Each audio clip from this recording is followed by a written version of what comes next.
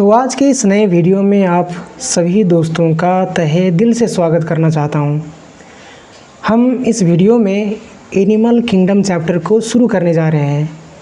Animal kingdom chapter के प्रत्येक topics को हम वन बाय वन कर कवर करेंगे, बस उसी तरह जिस तरह हमने पिछले वीडियोज़ में प्लांट किंगडम, ऐसे ही बायोटेक्नोलॉजी, डाइजेस्टिव सिस्टम जैसे अहम चैप्टर्स को कंप्लीट किया था। तो एनिमल किंगडम कैसा किंगडम है? जनरली हम सब जानते हैं कि ऐसा किंगडम जो कि एनिमल को इंक्लूड करता है, ऐसे किंगडम को ही एनिमल किंगडम कहा जाता है। एनिमल किंगडम में इनवर्टिब्रेट्स जैसे लावर ऑर्गेनिज्म से लेकर कॉम्प्लेक्स फॉर्म ऑफ ऑर्गेनिजम्स जैसे कि कॉर्डेट्स वगैरह, वर्टिब्रेट्स वगैरह तक के ऑर्गेनिजम्स को, एनिमल्स को इंक्लूड किया गया है। सबसे पहले टॉपिक का जिक्र करेंगे हम बेसिस ऑफ क्लासिफिकेशन। तो इन एनिमल्स को आखिरकार किस आधार पर क्लासिफाई किया जाता रहा है, सवाल ये है। तो एनसीईआरटी की लाइन है कि हमारे इर्द गिर्द जो पाए जाने वाले एनिमल्स हैं वो फ़र्क स्ट्रक्चर के फ़र्क फॉर्म्स में नज़र आते हैं। फ़र्क स्ट्रक्चर और फॉर्म्स के होने के बावजूद भी लेकिन कुछ फंडामेंटल फीचर्स ऐसे हैं जो कि इन सारे ऑर्गेनिजम्स में कॉमन पाए जाते हैं। तो क्या हैं वो फंडामेंटल फीचर्स? तो पहला एनसीईआरटी की लाइनों में समावेश है अरेंजमेंट ऑफ सेल्स, यानी कि कोशिकाओं की अरेंजमेंट। दूसरा है बॉडी सिमेट्री, यानी कि उसका जो बॉडी है, उसका जो शरीर है वो किस किस एंगल से, किस किस एक्सिस से उसे बराबर टुकड़ों में बांटा जा सकता है, ये इस चीज़ को रिप्रेजेंट करता है। नेचर ऑफ सीलम, सीलम के बारे में हम आगे पढ़ेंगे। तो नेचर ऑफ सीलम भी एक फंडामेंटल फीचर है जो कि प्राय ऑर्गेनिजम्स में, प्राय एनिमल्स में नज़र आता है। Patterns of digestive, circulatory, reproductive systems. Digestive system खाना पचाने के लिए, सर्कुलेटरी सिस्टम रिप्रोडक्शन के लिए, रिप्रोडक्टिव सिस्टम्स फ़र्क पैटर्न में इन सारे एनिमल्स में मौजूद होता है। और इन्हीं फीचर्स जैसे कि arrangement of cells, body symmetry, nature of coelom, patterns of digestive, circulatory, reproductive systems जैसे फीचर्स के आधार पर ही एनिमल्स को क्लासिफाई किया जाता रहा है। तो ये हुआ जवाब कि आखिर एनिमल को क्लासिफाई कैसे किया गया है। अब अगर हम आगे बढ़ते हैं और अगले टॉपिक पर मूव करते हैं तो हमें एनसीईआरटी बताता है लेवल्स ऑफ ऑर्गेनाइजेशन के बारे में।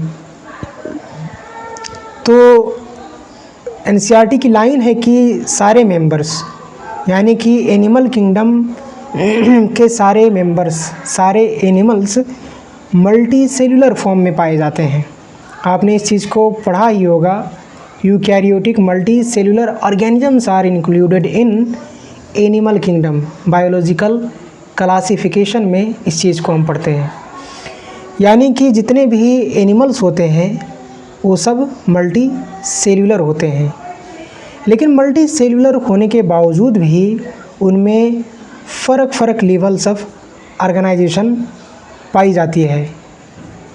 तो क्या कैसे लेवल ऑफ ऑर्गेनाइजेशंस पाए जाते हैं, चलिए एक एक कर देखते हैं। जैसे स्पॉन्जेस वगैरह जो होते हैं, ये इनमें सेलुलर लेवल ऑफ ऑर्गेनाइजेशन पाई जाती है। सेलुलर लेवल एक सिंपलेस्ट फॉर्म ऑफ ऑर्गेनाइजेशन है जिसमें जो सेल्स होते हैं लूज फॉर्म में जमा होकर जो ऑर्गेनिज्म है, जो एनिमल है, उसका बॉडी बनता है। यानी कि सेल जो है मिलकर कोई एक फंक्शन नहीं करते, फ़र्क सेल फ़र्क काम करते हैं। Division of labour among cells, cells के बीच में लेबर का डिवीज़न होता है। और फ़र्क सेल्स के मिलने से इन ऑर्गेनिजम्स का जो है फॉर्मेशन होता है। तो ये हुआ सेलुलर लेवल ऑफ ऑर्गेनाइजेशन। अब सिलेंट्रेट्स जैसे ऑर्गेनिजम्स की, एनिमल्स की अगर बात की जाए तो इनमें टिश्यू लेवल ऑफ ऑर्गेनाइजेशन पाया जाता है। अब सेलुलर लेवल और टिश्यू लेवल में फ़र्क इतना है कि सेलुलर लेवल में जो सेल्स हैं वो लूज फॉर्म में एग्रीगेट होते हैं, यानी कि जमा हुए होते हैं, जबकि टिश्यू में सिमिलर फंक्शन, सेम फंक्शन, एक किस्म के फंक्शन परफॉर्म करने वाले जितने भी सेल्स होते हैं वो जमा होकर टिश्यूज़ बनाते हैं। तो ऐसे बॉडी लेवल ऑफ ऑर्गेनाइजेशन को ही टिश्यू लेवल ऑफ ऑर्गेनाइजेशन कहा जाता है, जो कि हम सिलेंट्रेट्स में देख सकते हैं। आगे बढ़ते हुए अगर बात किया जाए ऑर्गन लेवल ऑफ ऑर्गेनाइजेशन के बारे में, तो actually organ level of organisation platyhelminthes वगैरह में पाया जाता है। क्या होता है प्लेटीहेल्मिन्थ्स में पाए जाने वाला organ level of organisation? Actually इसमें जो टिश्यूज़ होते हैं, फ़र्क किस्म के टिश्यूज़, उनके ग्रुपिंग होने से ऑर्गन्स का फॉर्मेशन होता है।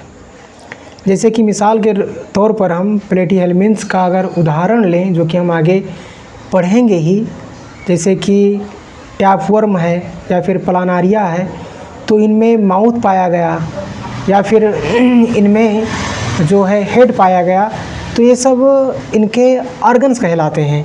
तो क्या हेड एक ही किस्म के टिश्यूज़ का बनता है या फिर जो ये माउथ है एक ही किस्म के टिश्यूज़ का बनता है? बिल्कुल नहीं। फ़र्क किस्म के टिश्यूज़ के ग्रुपिंग से, मिलने से जो एक समूचा स्ट्रक्चर तैयार होता है उसी को ही ऑर्गन्स कहा जाता है। तो इस तरह से जिन ऑर्गेनिजम्स में एक्चुअली प्लेटीहेल्मिन्थ्स में जो लेवल ऑफ ऑर्गेनाइजेशन पाया जाता है उसी को ही हम ऑर्गन लेवल ऑफ ऑर्गेनाइजेशन कहते हैं।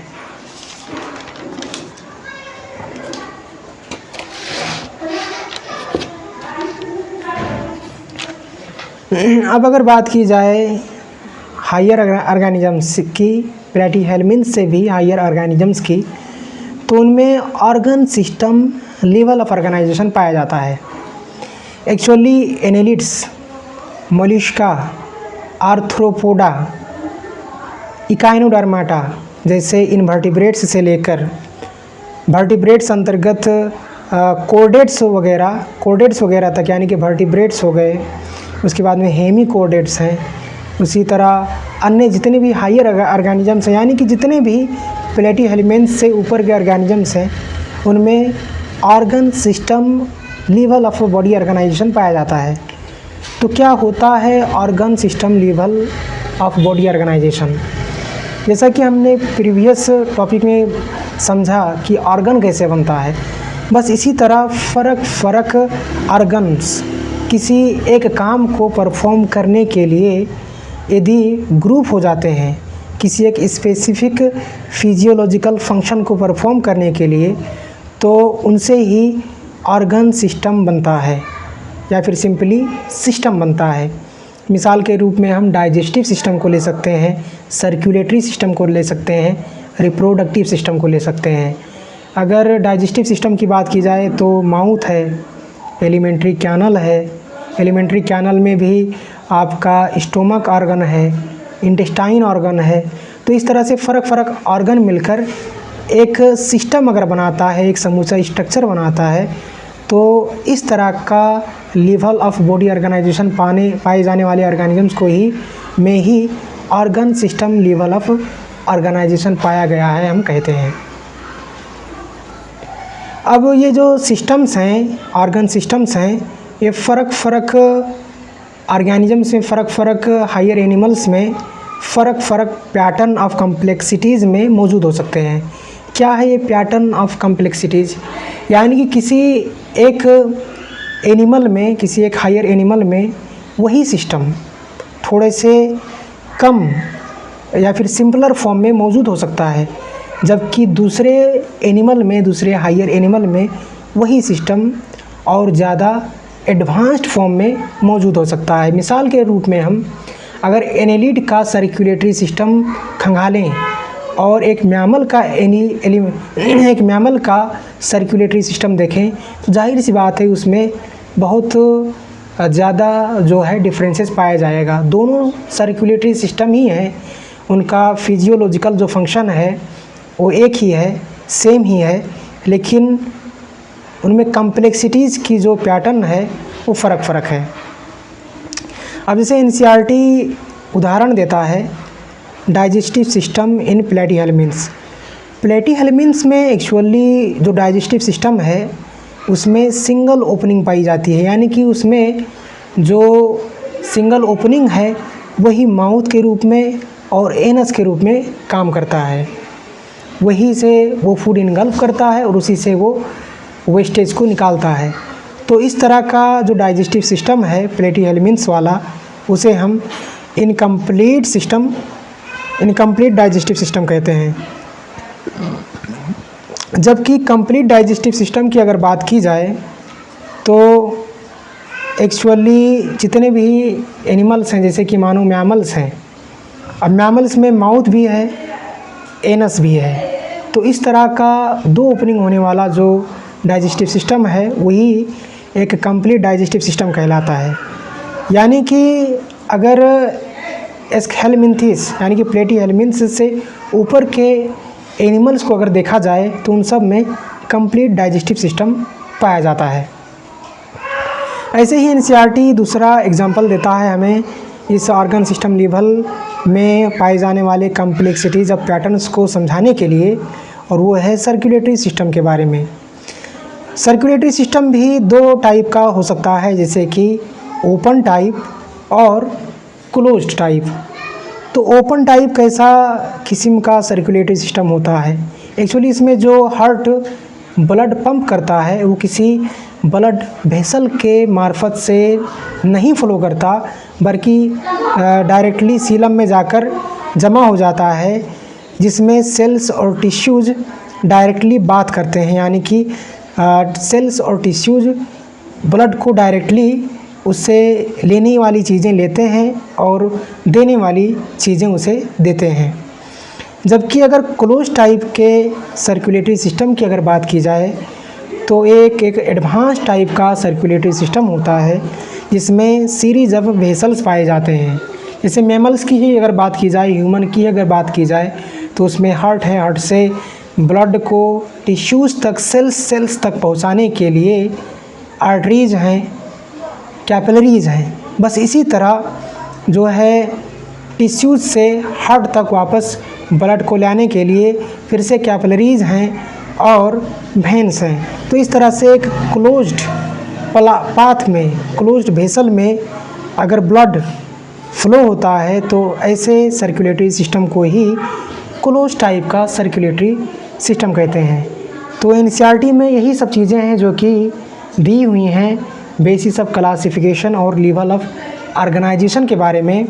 अगले वीडियो में हम इसके बाद के अहम टॉपिक्स को इसी तरह सिलसिलाबद्ध तरीके से डिस्कस करते जाएंगे इंशाअल्लाह। आप इसी तरह इस सीरीज़ में बने रहिए। Thank you.